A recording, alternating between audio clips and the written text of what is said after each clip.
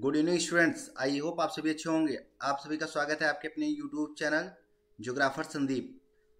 Friends, हम यहाँ पर डिस्कस कर रहे थे एज ऑफ इंडस्ट्रियलाइजेशन में। दूसरे पार्ट में हमने डिस्कस किया था कि कैसे प्रोटो इंडस्ट्रियलाइजेशन से लोग शिफ्ट हो रहे थे, है ना। उसमें स्टीम इंजन जैसे चीज़ें आ रही थी। पहले क्या होता था कि स्निपिंग के लिए सिंगल सर्कल या सिंगल व्हील यूज होता था अभी, और सिंगल व्हील सिंगल पर्सन के लिए यूज किया जाता था। अभी क्या था, सूत की कताई के लिए एक सिंगल व्हील पे मल्टीपल जो है सूत कताई वाले जो धागे होते हैं उनको यूज किया जाता था। अभी तक एक फैमिली में सभी उसमें लगते थे, यूज होते थे। अभी क्या होने लगा, शिफ्ट होने लगा, एक छोटे स्मॉल से एक जो मास इंडस्ट्रियलाइजेशन की तरफ मूव होने लगी। जो वर्क था मूव होने लगा था। तो अभी सूत काटने के लिए एक पर्सन एक साथ खड़े होके, मतलब वो सैकड़ों जो सूत के धागे होते हैं एक साथ में रोल करते हैं, तो उन पर नज़र रख सकता था और उसका वो उसमें अपना योगदान दे सकता था। और इससे ज़्यादा क्या होना, एक पर्सन के आधार पर अगर हम देखा जाए तो उत्पादन जो है बढ़ने लगा था, क्योंकि एक पर्सन एक से ज़्यादा चीज़ें एक टाइम में उत्पादित कर रहा था। फिर क्या हुआ, और क्योंकि उसी के टाइम पे जो यहाँ पर आप देख पा रहे हैं, James Watt improve the steam engine और produce the new common and planted a new engine in 1781। अभी जेम्स वॉट ने क्या किया था, जो स्टीम इंजन था उसको इम्प्रूव किया, उसके बड़े लेवल पे ले गए। ये आप यहाँ पर देख पा रहे हैं, है ना। तो इस तरह से पहले इस तरह से लोग काम करते थे एक घर में, और अब लोग सिंगल व्हील पे एक पर्सन, ये देखो यहाँ पर इस लाइन को पूरा ध्यान रखे हुए, और एक पर्सन ये। तो इस तरह से जो फैक्ट्री थी वो उसमें जो बड़े बड़े व्हील लगा दिए जाते थे और ज़्यादा पावर के स्टीम इंजन लगा के काम होता था। लेकिन ये इतना कारगर नहीं सिद्ध हुए। 321 बिके टोटल, जिसमें 80 जो थे वो कॉटन इंडस्ट्री में, 9 वूल इंडस्ट्री में, और रेस्ट जो थे वो कुछ कैनाल वर्क, आयरन वर्क और माइनिंग के लिए यूज़ किए जाने लगे। लेकिन अभी क्या था, ये धीरे धीरे शिफ्ट हो रहा था, hand labour and steam power की बात होने लगी थी। अब मतलब जो हाथ से काम करने वाले, हाथ का श्रम, जो हाथ से काम करते थे, और भाप शक्ति, दोनों की हम यहाँ पर विशेषताओं के बारे में देखेंगे। तो in many industries demand for a labour was seasonal labour की डिमांड थी। Gas work are bearings a special busy through the cold month, है ना, so that need to the workers to meet their peak demand and book binders and printers and caterings and Christmas demand to needed extra hands before the December. अभी क्या था कि दिसंबर में Christmas होता है और उससे पहले काफ़ी सी चीज़ें बनती हैं, और विंटर सीजन का भी वो रहता है। और इस तरह से जब कभी डिमांड होती है, मतलब समझो काफ़ी सारे उद्योग ऐसे थे जिनमें श्रम की डिमांड सीजनल होती थी। ठंड के महीनों में जैसे गैस कारखाने में डिमांड ज़्यादा हो जाती थी, तो और बोरीज में विशेष रूप से व्यस्त थे। इसीलिए इन्हें अपनी जो इनकी इंक्रीजिंग जो डिमांड है पूरा करने के लिए अधिक श्रमिकों की आवश्यकता थी। क्रिसमस की मांग को पूरा करने वाले जैसे बुक बाइंडर्स, प्रिंटर्स, है ना, को भी दिसंबर से पहले अतिरिक्त हाथों की जरूरत होती थी। जैसे इस समय अगर हम बात करें, दीपावली आने वाली है। क्या होता है दीपावली में, कि लोगों की जो परचेजिंग पावर है वो बढ़ जाती है ना। ये लोग परचेज करने लगते हैं बहुत से आइटम्स को। आजकल जैसे फ्लिपकार्ट है ना, अमेजन, तो इस तरह से बहुत सी कंपनियां हैं, ठीक है, मिंत्रा। तो ये सब कंपनियों में क्या है, आजकल सेल चलने लगती है। तो सेल के लिए ये लोग ऑनलाइन कंपनी हैं, तो इस वजह से यहाँ पर लेबर्स की डिमांड यानी सप्लाई के लिए जो माल जो ऑनलाइन जो लोग ऑर्डर कर रहे हैं उसको सप्लाई के लिए लोगों की आवश्यकता पड़ जाती है। तो यहाँ पर लेबर डिमांड बढ़ जाती है। क्यों? क्योंकि दीपावली आने वाली है। तो इंडिया में दीपावली की ज़्यादा वो रहती है, और ये हम लोग बात कर रहे हैं इंग्लैंड की, तो इसीलिए यहाँ पर हम क्रिसमस वाले डे की डिमांड बढ़ जाती है ना। गैस की डिमांड बढ़ जाती है सीजन के आधार पर, ठंड के सीजन में, ठीक है। तो इस तरह से हम यहाँ की कोल्ड मंथ में बात करेंगे, क्योंकि ये इंग्लैंड साइड वाला एरिया है और इंग्लैंड में यूरोपियन कंट्रीज हैं, तो वहाँ पर स्पेशली डिमांड रहती है। तो इसी हिसाब से वहाँ पर अब जैसे इंडिया में हमने बताया फ्लिपकार्ट या जितने भी दुकान शॉप हैं उन पर देखो लोगों की भीड़ इकट्ठा होने लगी है, इसी तरह से लेबर की डिमांड बढ़ने लगी। तो इसी लेबर की डिमांड के लिए किसी को घर की पुताई, किसी घर की सफाई, किसी को पेंटिंग करवाना, किसी को कुछ करवाना, तो इस तरह से बढ़ने लगी। तो सेम यहाँ पर भी बात की जा रही है, उसी हिसाब से लेबर की डिमांड बढ़ती थी, इसी हिसाब से फैक्ट्रियों में डिमांड बढ़ती थी, क्योंकि जब नीड लोगों की बढ़ेगी तो डिमांड बढ़ना स्वाभाविक है। तो अब हाथों जब तट पर सर्दी, अगर हम इसी तरह से बात करें नेक्स्ट लाइन में यहाँ पर देखते हैं कि needed to the December at a water front, है ना, तट के साइड पे अगर हम बात करें, winter was time that ships were repaired and scrapped up in all such industries where produce the fluctuate with seasons. Industrialist usually referred hand laborers employing workers for a season। Season के आधार पर ये लोग क्या करते थे, तटों पर जहाज़ों की मरम्मत के लिए आ जाते थे, जहाँ शिप सारे लग जाते थे। अब उन्हें सजाया भी जाता था दिसंबर में। ऐसे सभी उद्योगों में मौसम के साथ उत्पादन में उतार चढ़ाव आता है। जब कोई फेस्टिवल होगा तो डिमांड बढ़ेगी और फिर डिमांड डाउन होगी। तो डिमांड बढ़ी सीजन के आधार पर मार्केट में, तो लेबर की डिमांड बढ़ी। जब किसी प्रोडक्शन का, तो लेबर की डिमांड बढ़ी। तो इस तरह से उद्योगपति आमतौर पर जो ये हैंड वर्कर्स होते हैं, श्रम होते हैं, लेबर्स होते हैं, उनको प्राथमिकता देते थे और मौसम के लिए श्रमिकों को नियुक्त करते थे। सिर्फ मौसम के आधार पर ही नियुक्त होती थी। अ range of products could be produced only with the hand labor।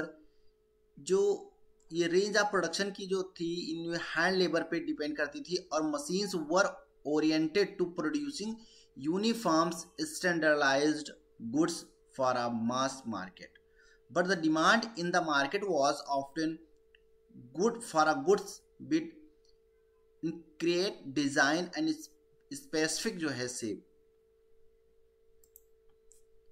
जब उत्पादन की जो श्रृंखला है के साथ हाथ के श्रम को भी किया जा सकता था, मशीनें बड़े पैमाने पर बाजारों के लिए, वर्दी की बात करें या कपड़े की बात करें, यूनिफॉर्म्स की बात करें, मानवीकृत जो सामान होते हैं उनके उत्पादन के लिए हम बात करें, बाजार में मांग अक्सर उन चीज़ों की कॉम्प्लेक्स जो डिजाइन और विशिष्ट आकार के स्पेशल साइज वाले सामानों की होती थी।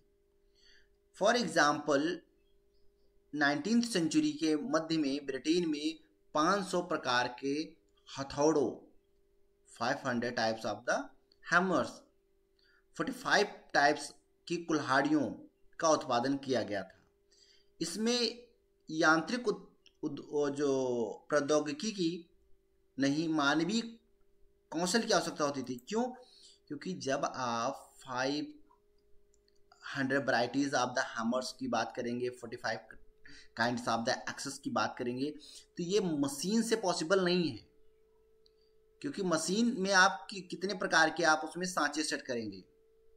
तो ये this type of demand only fulfil by the hand labour, क्योंकि यही एक ऐसी है कि जो फ्लैक्सिबल होते हैं, जो अकॉर्डिंग टू डिमांड ये चीज़ों को डिजाइन कर सकते हैं।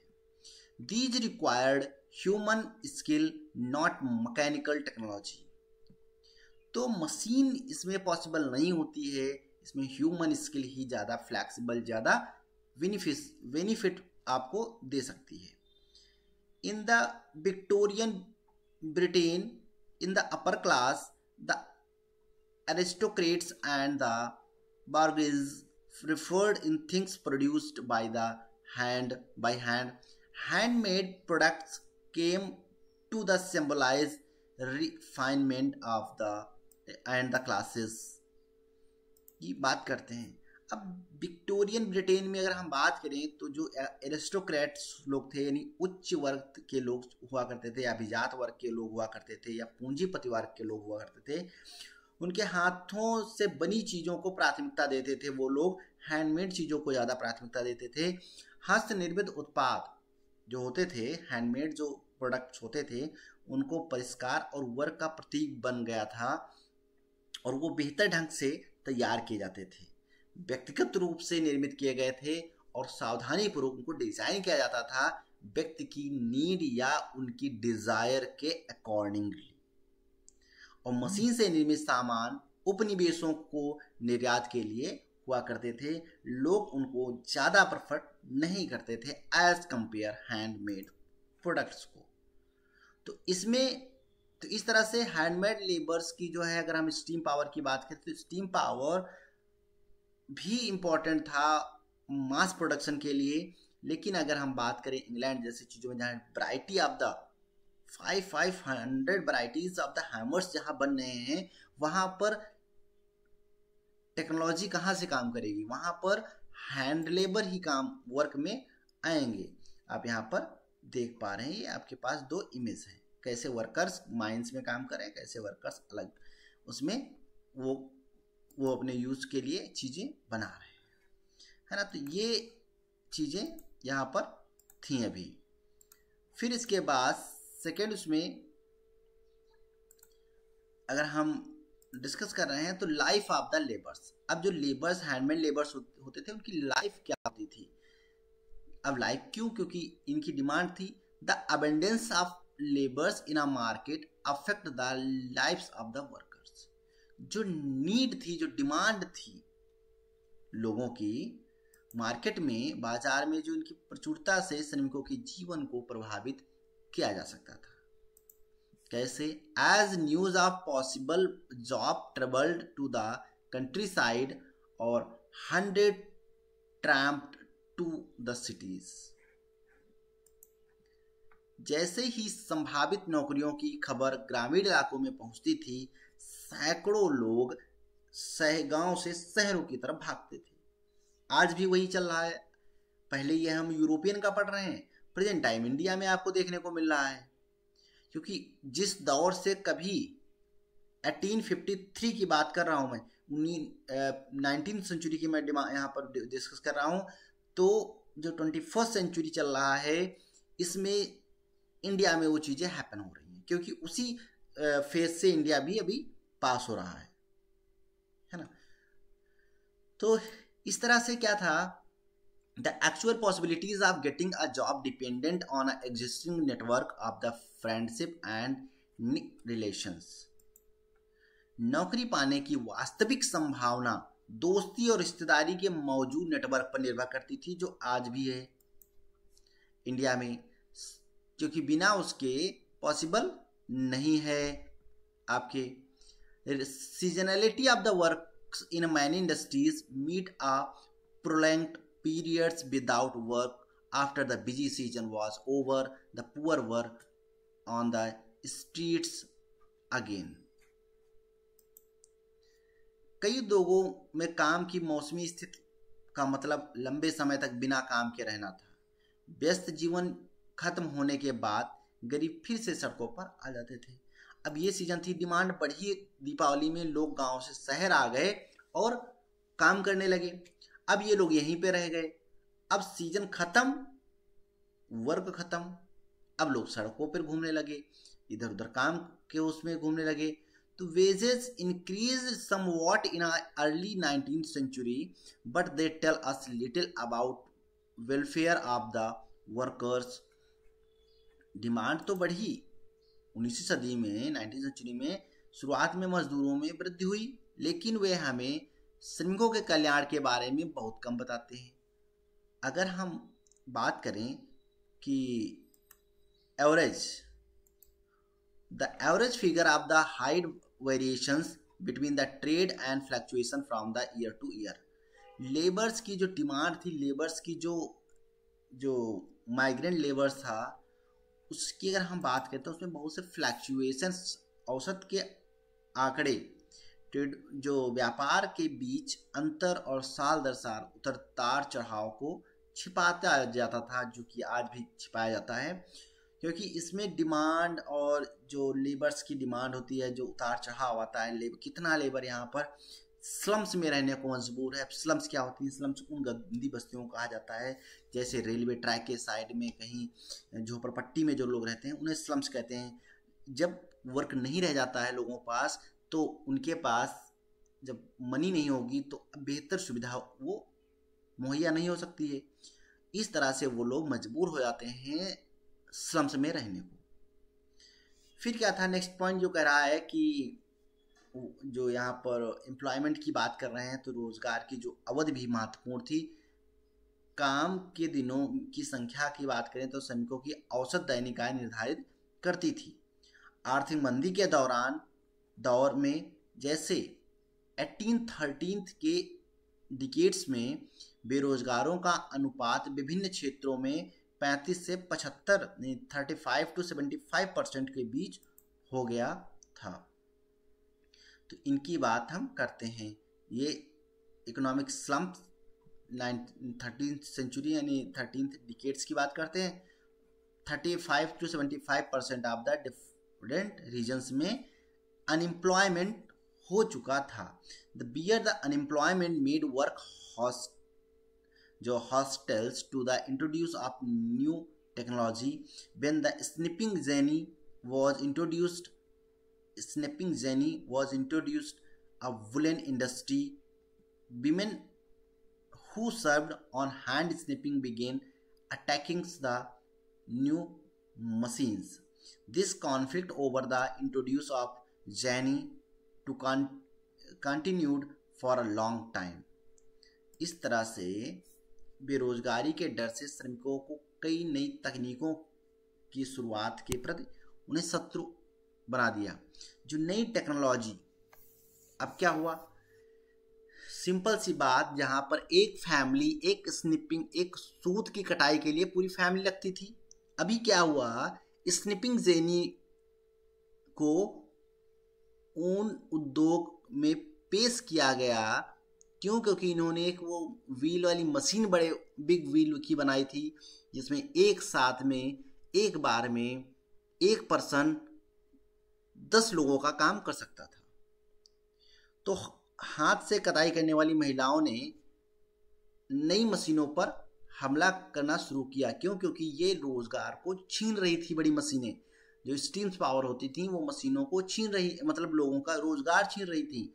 जेनी के परिचय को लेकर यह संघर्ष काफी समय तक वहां पर चलता रहा, क्योंकि जेनी ने इस टाइप का जो मशीन थी उसका निर्माण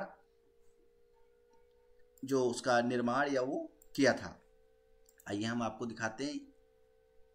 ये यहाँ पर वर्कर्स और उनकी फोटोज हैं, और ये है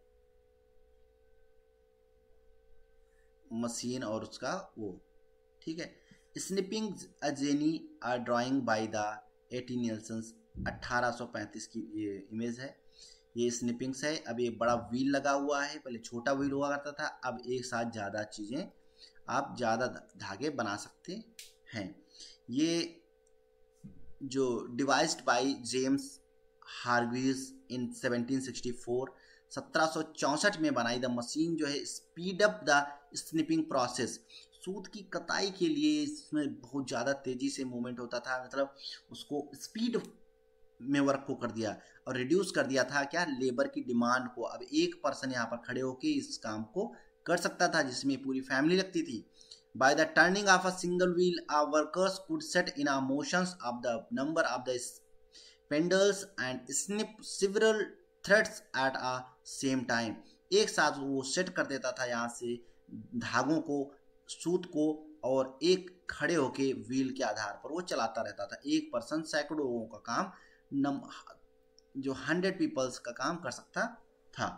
तो इस तरह से क्या हुआ, आफ्टर द 1840 डिकेड्स, 1840 के दशक में, building the activities the intensified in the cities and opening up the greater opportunity for the employment, and the road were widened, new railway stations came up, railway lines were extended, tunnels, ducts, drainage, sewers led rivers embankment, the number of the workers employed in a transport industries doubled in a 1840 and doubled again in the subsequent in the 30 years।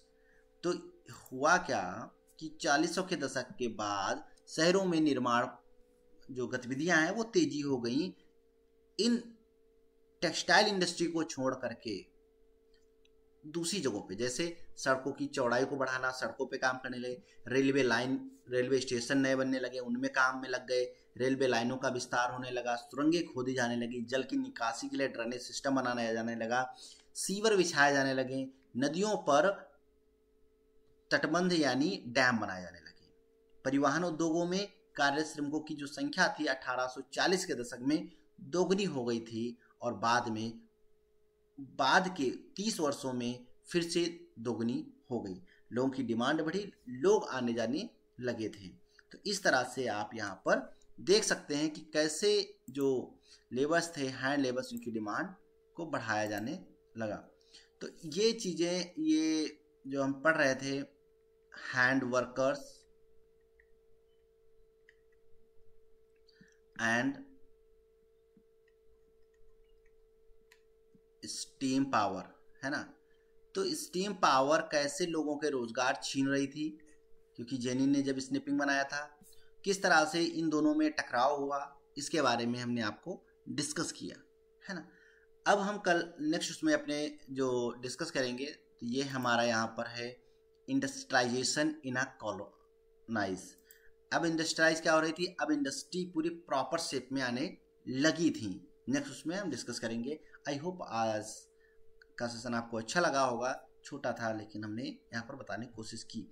ठीक है, thank you so much. कल हम आगे देखेंगे।